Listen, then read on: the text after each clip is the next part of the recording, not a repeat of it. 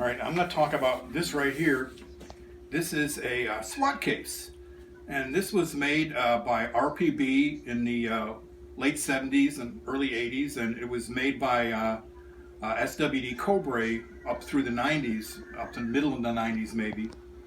I bought this particular Swat case when I bought my M10 45 and suppressor from Cobray Firearms, and this Swat case cost me $40. That's about how much they were selling for in 1990. Now there's two zippers in the front here. And you just open this thing up with the zippers.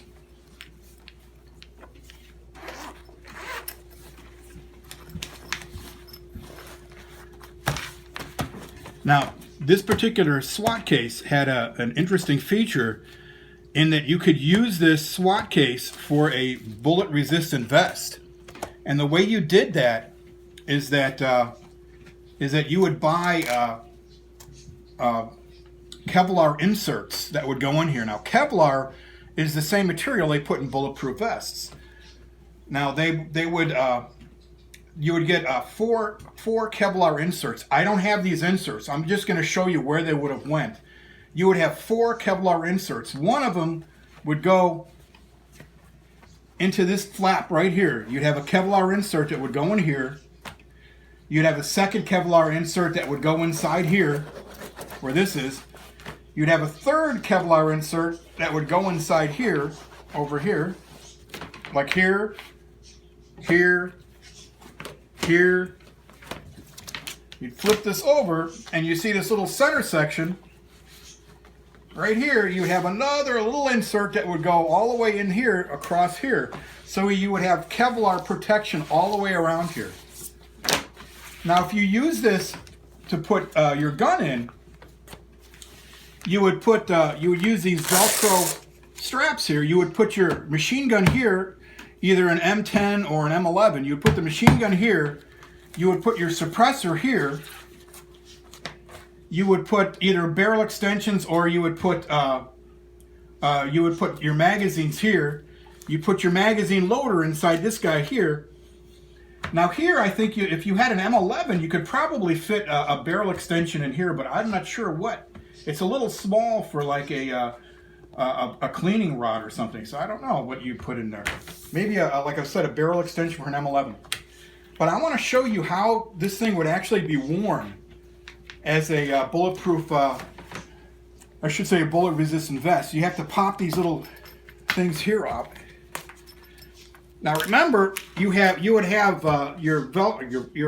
Kevlar inserts in here and here and here, and you would, Tony, come over here. This is my son, Tony. Hello.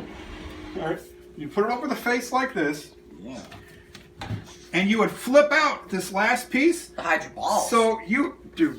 No balls. Don't say balls, please. You're 13 years old. So you would have protection from here all the way, excuse me, I don't want to touch there, all the way down to here, almost your knees. Well, wait a minute, your knees are down here, so not quite your knees.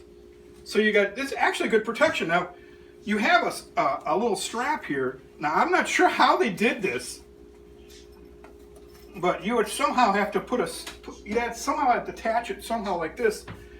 So here, show the people here. You're getting this whole thing, Miriam?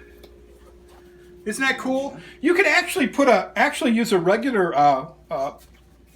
belt to hold this together. I'm not sure how this works. This strap works, but this is how it works. Dude, back up a little bit so everyone can see your.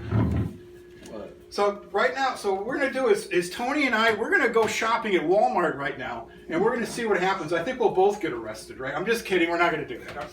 So this is how this thing would work. This is sort of cool. I mean, this is back in the 80s and 90s. You couldn't really get a real bulletproof vest, but you wore one of these, and it's pretty much a bulletproof. I mean, bullet resistant would be good for pistols. Anyway, so you may take it off and then go away. Yeah. Do that.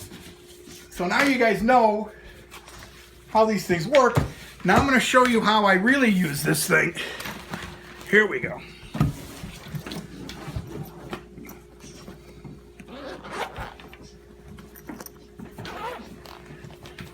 This is what I really use this for. Here, this is how these were done. You would have, here's your gun. And you have these Velcro straps. You see these nice Velcro straps hold your gun in here, really nice. And these are Velcro that hold your suppressor in here. This is actually a Powder Springs M10 45 submachine gun, and this is a suppressor that was made in 1990, or actually I bought it in 1989, in the end of 1989. These were made by SWD Cobray. And this is almost an exact copy of the original Psionics type suppressors that the original Mac company did. So you got the gun, you got suppressor, you flip this up. I have this is a barrel extension, a couple of magazines.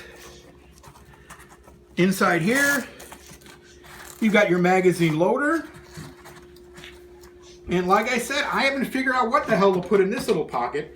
Now, instead of having Kevlar in this thing, I have my copies of my paperwork and a manual in here, usually. And that's how you really use it. So now you've seen how this original the SWAT case was actually used. Now, unfortunately, these cases, as far as I know, they're no longer produced. So if you want to buy one of these, you're going to have to buy one used. I've heard that you can get this. You can come across the SWAT cases a lot easier than come across the Kevlar inserts. So I wanted to thank my wife for videotaping this. For videoing this.